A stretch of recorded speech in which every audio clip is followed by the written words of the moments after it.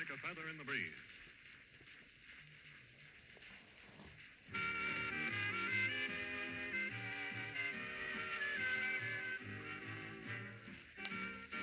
Morning, everybody. Give it a minute for everybody to get online. Working from home today.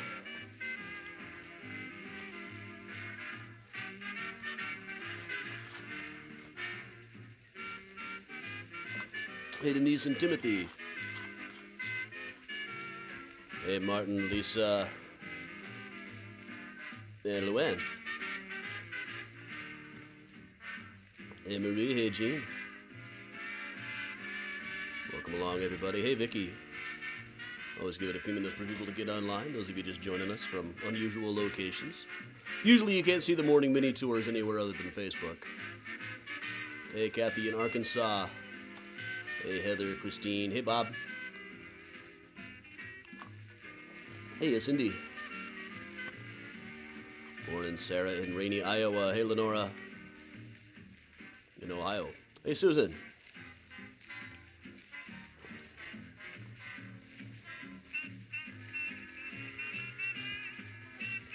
Morning, Lynn. Yeah, I wanted to set up differently.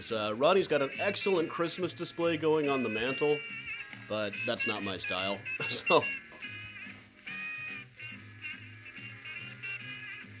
you can probably see it on Thursday night. Hey, Darlene on YouTube. Hey, Larry. Hey, Georgie and Marita. Hey, Patty. Morning, Elaine.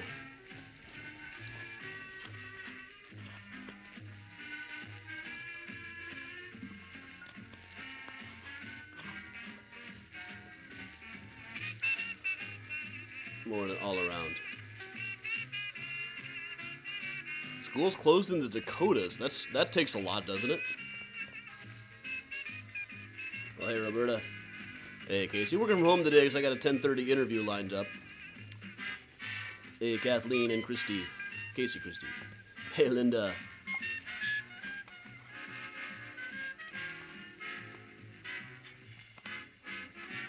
Kathy, who knows? It's not like graffiti is a new problem in cities or a unique one in Chicago. Who is this person who keeps calling me? Sorry, guys, I'm busy right now. Just leave a text like a normal person. Hey, Joanne. Morning, Audrey. Hey, Amy.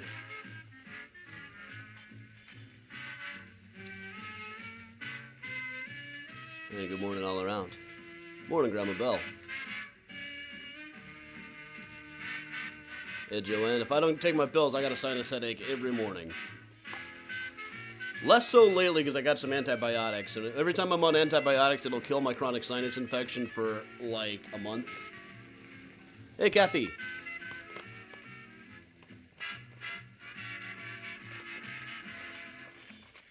Now Helen Ward has an antidote for the blues. I'm shooting high. Good morning, everybody. I'll give it just a minute or so before we move on into today's stuff. This person's calling me every 2 minutes. Local number. It's not my first same prefix or anything.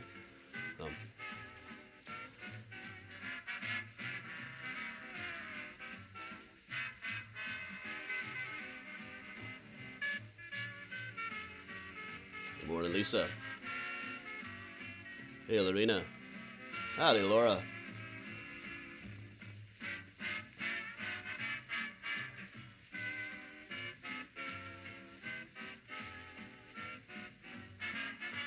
Morning, Mary Rose.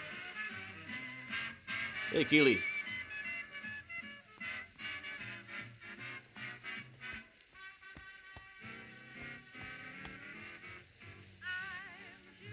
We'll let Benny Kit finish singing up one more tune here, and then we'll get started. It'll just be a quick one today, as I got a thing lined up.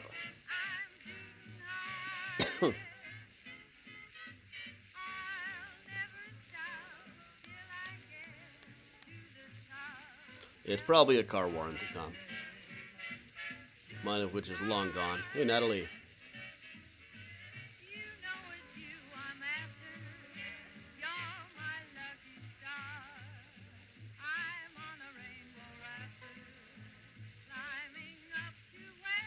Charming, Amy. Yeah, we got humidifiers, the makeshift radiator humidifiers going at all times in here. I gotta refill it, come to think of it. Hey, Jim.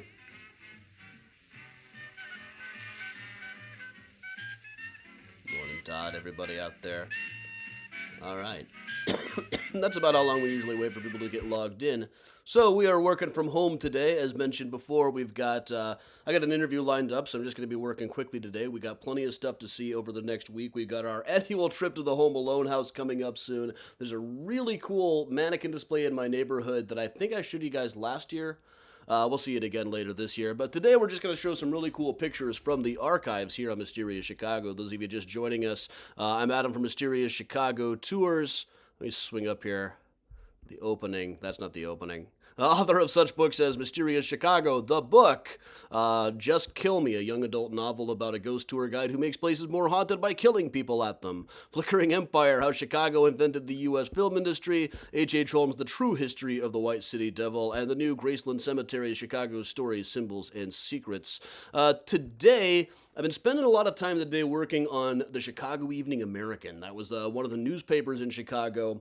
There's a famous quote about them that said a Hearst paper was like a woman running screaming down the street with her throat cut. And it's usually attributed to one particular guy, but I'm not sure he ever really said it. Like, this era of newspapers are just awash in these myths, things that people said 50 years later and still get repeated in academic journals. When you go back and try to find the original source, it's not there. But it is a fairly good description of what these kind of newspapers were like. I'm finding they're actually more accurate in general than any of the other papers going. Their Sunday supplements were like the Weekly World News, but so were everybody else's. So this was a case 1904. A mysterious man named Mr. Bate had hired Auto 278. Mr. Dove hired it with Charlie Bate, the chauffeur. The next morning, out about halfway to Joliet, they found Charlie Bate slumped over the steering wheel, having been shot to death. And the Chicago American, got the love letters out of his pocket to publish.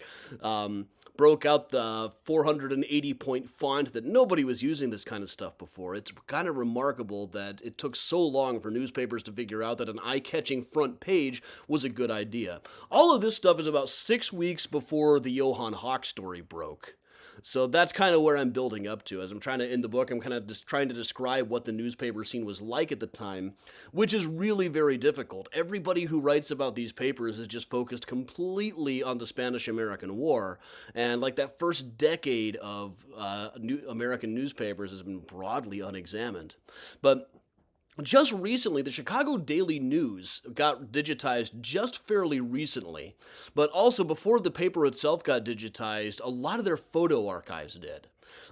So that's what we're going through today. Today I just kind of went through the Chicago Daily News archive search that you can do to find some of the cool pictures. Like this is Laredo Taft, standing there very proud.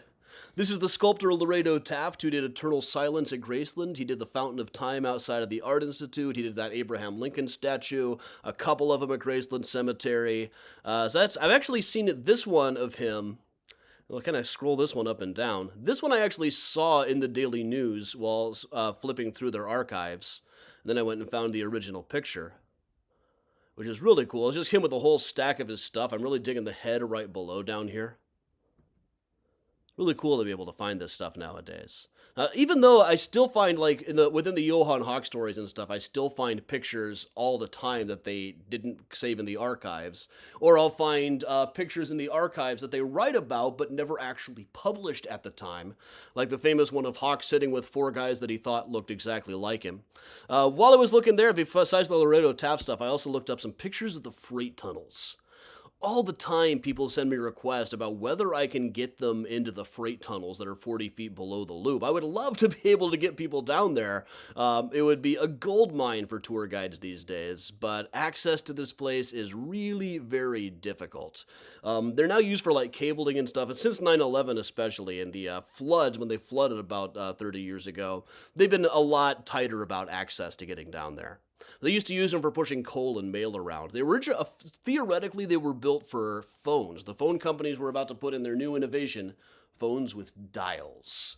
And with more and more phones coming out, they were going to need some place to put the cables. But while they were down there, they figured, hey, let's build the tunnels big enough for freight cars. Then we can start charging money to push people's coal and mail around. They were never exactly a financial hit, but they're still down there. ComEd still uses them for cabling even now.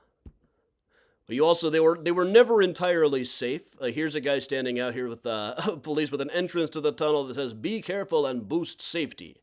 I know what it used to mean in the bar when somebody went around saying safety meeting. We're having a safety meeting. That meant everybody was going to gather outside to split a joint back in the day. But there used to be a whole network of people working down there. This is a picture from 1929 of people listening to the Cubs game down in the tunnels, 40 feet below the intersection of Madison and State. You can see this woman is keeping score up on the board there. A guy like pantomiming at least that he's tuning in. I just want to zero in a bit on this dude who's right beneath me here. Let's make this a little bit bigger. Look at the mug on this guy. All of them, they all kind of look like they hang out in boxing clubs after dark. The kind of things you see more in movies than you do in real life. So I also looked up some shots of the cemeteries. Here's a cool one. This is Rose Hill back before they raised the grade of the railroad tracks.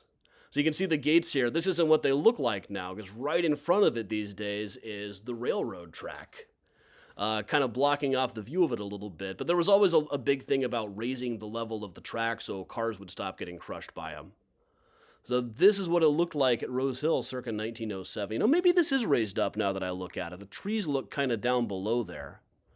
So maybe this is just a view from the train tracks at the time. Interesting. This would have gone right up. You can still see where the old elevator that used to bring caskets down from the train cars into the cemetery is still standing in the parking lot out there. But one thing that totally looks different now is this is 1925, the grave of Dean O'Banion, when it was only about six months old. Dean O'Banion, head of the North Side Mob, was shot in his flower shop in 1924. This is Mount Carmel Cemetery, which the area around this now, all of these trees, all of this greenery, all of this landscaping is just gone. It's just a very barren field there. There's not anywhere near this many trees at Oak Woods at Mount Carmel anymore. So it's fascinating to see this one looking so much better landscaped than it is now, so much more attractive than it is these days. Here's a group of Rose Hill Cemetery. This is a group of Civil War veterans in 1916. And every time I see pictures of 20th century Civil War reunions, it always looks like a Colonel Sanders look-alike contest. Except down on the end, that almost looks like Taft on the left. And once again, the guy beneath me, the mug on this guy, looking like he's ready to punch somebody any second now. But from about 10 years later, here's a shot of some veterans decorating graves at Graceland Cemetery. And this is interesting to me because I know Graceland really well at this point, but I got no idea where this would have been. I'd have to kind of triangulate. One of these days, we're going to do this as the mini tour. I'm going to take these pictures out there, and we're going to try to match up the location. The coping, the places blocking out the sections got removed a long time ago. So this one, I'm having a difficult time. Is that the building from Wonder Cemetery across the street in the background? Or would it have been at the time? So I feel like the graves are going in the wrong direction here for that. Maybe this is up in the northwest corner.